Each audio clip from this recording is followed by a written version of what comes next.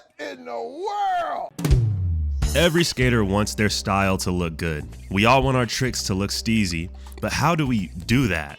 A lot of times if you ask people how to develop your style, they'll just say keep skating, and over time it will develop. You guys know I love being honest with you.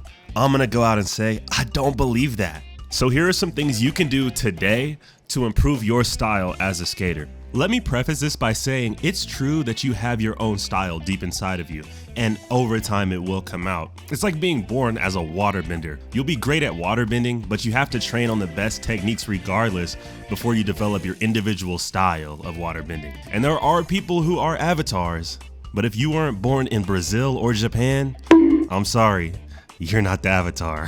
There are three main body parts I've found that control style. These are the shoulders, the arms, and the legs. All of these work in tandem to add the extra sauce to your tricks to turn you from looking like a baby chicken on a skateboard to looking like you're confident in your tricks. So let's start with shoulders. Just in your everyday life, if you come across someone with tense shoulders, you know that they may be stressed. It's just a body language tell. This transfers over into skateboarding. If your shoulders look tense, it can indicate you aren't comfortable with the trick, and this will lead to it looking less steezy.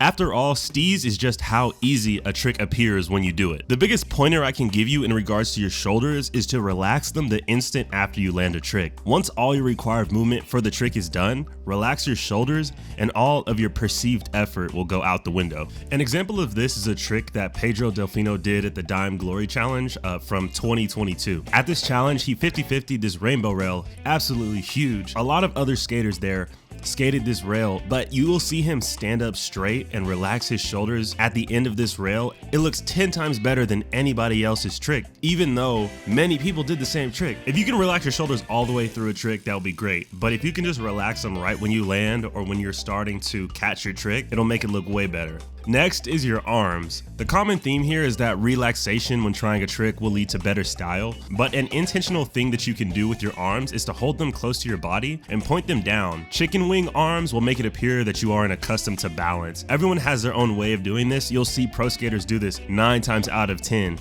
I believe there are 2 benefits to doing this. The first is that keeping your arms close to your body pulls all of your potential energy into one center over your board. Jumping is an explosive action, and this creates a concise point to explode out of. And the second benefit is just that it looks cooler. You tend to see newer skaters have their arms sticking out, and this resembles the bar that tightrope walkers use when they walk over that little line, and it has the same effect for the balance, but you'll see almost every seasoned skater do a variation of this arm position, and you can do it as well to improve your style. Before we get into legs, if you guys like what you're hearing, consider subscribing. I love talking to you guys in the comments and having conversations about skateboarding, so if you guys join the regulars, we can definitely have more of those conversations. Okay, on to legs. Your legs are arguably the most important of all when it comes to controlling your style. I mean, you literally skate with your legs. So crouching is something that you don't notice unless you're looking for it. But when pro skaters skate, if you watch them, everything is in a smooth motion from the crouch to the jump. Look for pauses in your movement when you start going for a trick. I have this issue where an obstacle, like let's say I'm going for a grind on a ledge. The ledge will be 10 feet in front of me and I'll be crouched the whole time rolling up to the ledge. But if you watch a pro skater do it, they will only crouch in that last like 10% of the distance before they jump onto the ledge, and it makes it look so much smoother. So learn to go smoothly from standing to crouching to jumping, and your style will take another leap. Your legs also control how much you can tweak the trick. So boning ollies or boning kickflips, this is where your legs come in, but everybody knows this is kind of an obvious tip. Tweaking your trick is something that you probably won't be able to change today, but it's worth mentioning.